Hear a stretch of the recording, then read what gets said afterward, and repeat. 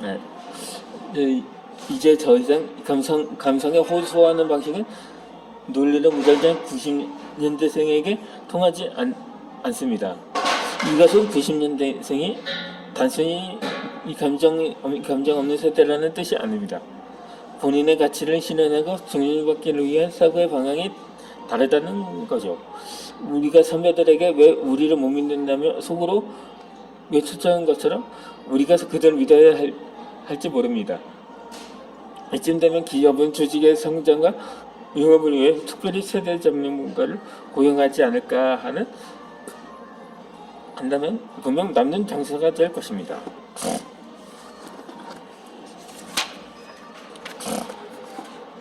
그러니까 이 36던 5도는 인류의 신체 적정 온도인데 이 온도의 의미를 우리는 잘 압니다.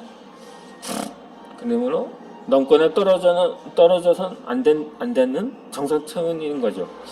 하지만 직장에서는 정상 체온을 넘게 만드는 일들이 끊임없이 일어난다고 합니다. 그렇게 리더라면 항상 체온계를 몸에 지니고 다니기를 권합니다. 36.5도를 넘어서면 즉시 직원에게서 멀시금씩 떨어져야 합니다. 그리고 시국이만큼 건강검진을 받아야 한다는 것입니다.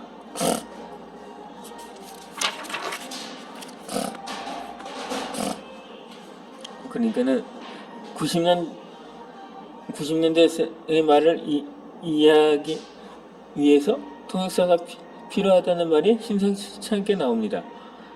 추격이 너무 심하고 그 추격도 추측이 어려울 정도라는 것입니다. 예를 들면 답장료는 답은 정해져 있고 너는 대답만 하면 돼를 줄여서 이러는 말이라고 합니다. 이런 알아듣지 못할 외계어 같은 말을 때문에 수시로 인터넷 검색을 해야 할 지경이라고 합니다. 이런 말들이 공식 업무 미팅에서도 자연스럽게 나오는 것은 문제가 좀 있지 않나 싶습니다. 신세대가 부인들에게는 자연스러운 말이니 모두가 알고 있다고 생각하기 쉽지만 이 때문에 상사들은 난처해질 때가 한두 번이 아니라고는 것입니다. 언어는 소통의 도구 아닌가요?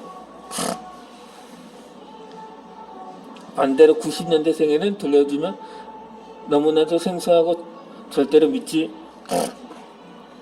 못할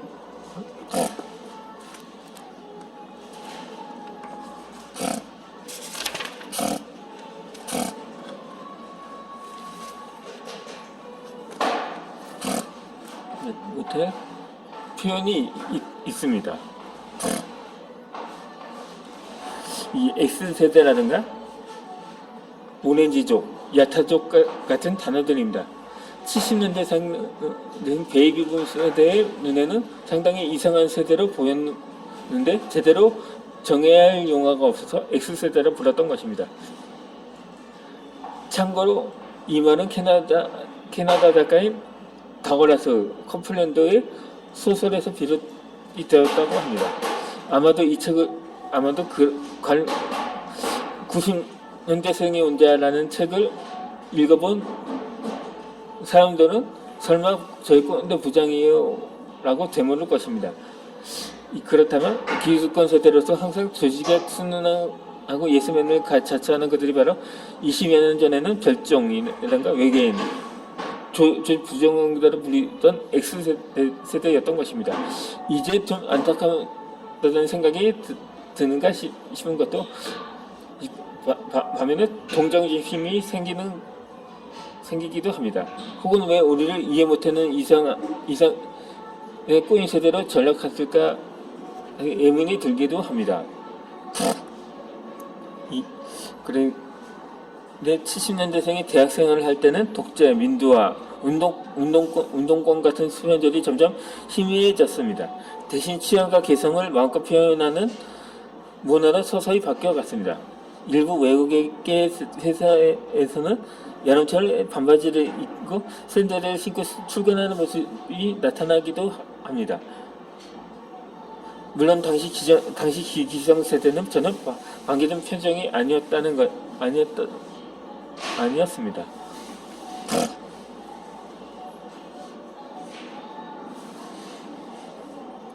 최근 한 기업에서 마케팅을 책임지고 있는 오해영이라는 가명의 이사와 세대 갈등을 주제로 대화한 적이 있습니다. 그런데 이 오 이사는 새로 지원하는 직원의 행동을 도저히 이해할 수 없다고 하소연했습니다. 주말에는 절대로 회사 메일을 보지 않는다고 말하고 회사가 원하는 근무 복장이 아닌 좀 심한 캐주얼 복장으로 출근을 하고 근무 시간에 다수 타 부서 직원들과 잡담하는 모습이 발견된다는 것입니다. 이외에도 오 이사의 불만은 셀 수 없이 많았는데 그야말로 폭발 직전이었습니다. 일단 90년대생을 우회하지 말자는 주제로 몇 회의 기구에서는 칼럼을 보냈고 주말을 지나서 다시 대화하자고 정했습니다. 감정이 격한 상태에서는 코칭이 쉽지 않기 때문이었습니다. 월요일에 전화가 왔고 오 이사는 칼럼을 읽어 주말 동안 많은 생각을 하게 됐다고 말했습니다.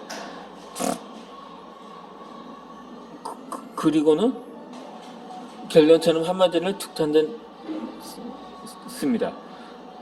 또 곰곰 돌아보니 20년 전에는 제가 선배들에게는 지금의 90년대 생각 같았네요. 라면서 말하자 크게 웃을 수가 있었습니다. 그렇게 오이라는 자신도 신입 직원이었을 때 찢어진 청바지를 입고 출근했다고 고백을 했습니다. 이 선배들이 봤을 때 엄청난 충격으로 다가왔을 것입니다.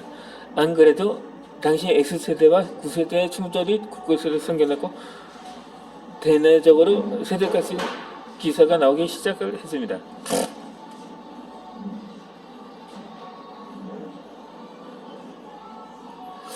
그렇게 코칭경 대화를 하고 난 후 오 이사는 신입 직원들과 마음의 문을 열기 시작했습니다. 서로 더하고 대화를 하며 서울을 하려다 보니 오히려 직원의 입에서 저도 그렇게 나쁜 놈은 아닙니다라는 말이 나왔다고 했습니다. 이 정도까지 이야기가 진행되었다면 관계는 훨씬 빠르게 좋아질 것입니다. 너무나 기쁜 소식이었고 무엇보다 먼저 자신을 내려놓고 신입 직원에게 X세대 리더 오해영 이사에게 박수를 보냈다고 합니다.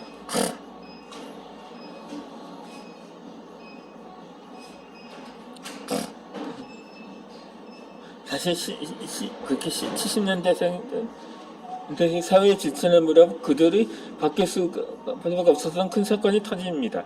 지금 세대는 말로만 들었을 IMF 구제금융 사건입니다. 국가부 부도를 막기 위해 IMF 측에서 요구하는 조건을 무조건 받아들이면서 한국의 기업들은 지독한 구조조정의 소문들을 빠져들고 말았다는 거죠. 그 전대미문의 사건을 맞이하며 조직에 합류한 신세대들은 행동까지 구조조정하기 시작을 했습니다. 어설프게 행동하면 조직에서 바로 정리될 수 있겠다는 생각을 하게 되었고 조직형 인간으로 순응하기 시작을 했습니다. X세대로 불리며 사회적 이슈가 되었던 70년대생들은 그렇게 빠르게 기성세대로 변모해갔던 것입니다. 당시 잘 나가서 나이키 코리아도 경랑을 피해갈 수 없었습니다. 재고 걱정 없이 고가의 제품을 잘 팔았던 회사의 재고가 쌓이기 시작한 거죠. 사내에서 미국 본사가 한국을 포기할 수도 있다는 말까지 나돌았습니다. 가장 충격적인 사건은 미국 본사에서 파견에 나왔던 10여 명의 외국 임직원들이 이시에 해고되어 사라진 것이었습니다. 일반적으로 본사에서 파견하는 직원은 고용 비용이 일반 직원의 두세 배가 되기에 그들을 해고시키는 것이 비용을 절감하는 가장 효율적인 방법이었습니다. 했습니다. 그들은 인사도 없이 무렵무렵 짐을 챙겨 한국을 떠났는데 지금도 무척이나 안타깝고 미안한 마음으로 떠오른다고 합니다.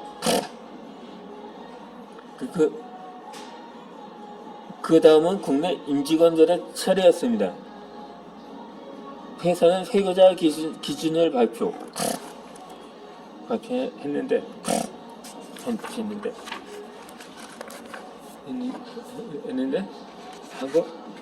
하고 정리에 돌입했습니다. 안타깝게도 같은 팀에서 일했던 대리 한 명이 해고되고 말았다고 합니다. 소문으로 직장에 다니는 남편이 있기 때문이라고 했습니다. 말이 되지 않은 이유지 남은 자들은 생존을 위해 침묵할 수밖에 없게 되었던 거죠. 이렇듯 국민들은 국가의 위기를 구하기 위해 가지고 있던 금을 팔기 시작을 했습니다. 저마다 그보다 많은 금액의 금을 팔았고 기껏은 모를 정도 곤두박질 쳤습니다. 모든 것이 비정상이었고 엉망이었습니다. 나약한 개개인이 감당할 수 없는 큰 혼돈 속에서 모두 그 흐름을 따를 수밖에 없었던 것입니다. 생존을 위해 내가 가진 생각보다는 조직의 판단과 결정에 촉각을 세우고 따르게 된 것입니다. 이처럼 사회생활 초기부터 눈치를 보며 순응할 수밖에 없었던 세대가 바로 70년대생이었습니다. 자신이 가지고 있던 자유롭고 창의적인 생각을 회사 책상 한편에 고이 넣어준 살아온 세월이 적게는 15년에서 20년이 넘습니다. 드라마 응답하라 1994 속의 대사에 이런 내용이 잠겨서 있습니다. 가족의 반대를 무릅쓰고 환경을 이겨내 마침내 이루어낸 꿈이란 폼나는 법이다. 대부분 우린 내가 사랑하는 이를 참아 밟고 넘어설 수 없어 끝내 스스로 꿈을 내려놓고 만다. 하지만 괜찮다. 얼마 되지 않는 드라마틱한 성공담 따위에 기지가 스스로 좌절과 회백감에 휩싸일 필요는 없다. 우리에게 꿈만큼이나 사랑도 소중했고 슬픈이다. 내가 사랑하는 사람을 위해 나를 바꾸는 결단, 괜찮고 폼나는 일이다. 지금도 고통이 해오는 대사입니다. 내가 가진 모든 것을 내려놓아야만 했던 아픔을 90년대생들은 공감할 수 없을 것입니다. 물론 요즘 취업이 얼마나 어려운 줄 아느냐는 90년대생의 피 끓는 함경도 귓가를 때립니다. 물론 이에 대해서는 기성세대들한테도 미안한 점입니다. 하고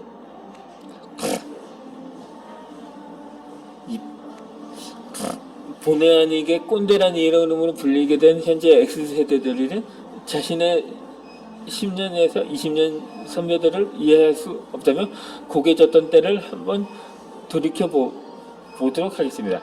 지금 세대가 그자지 별종이 아니라는 걸 알게 될 것입니다. 굳이 멀리서 해결책을 찾을 필요가 없습니다. 상대에게만 변화를 요구할 때 인간관계의 갈등은 커집니다. 오해가 동반되어 불이 더욱 깊어지는 것입니다.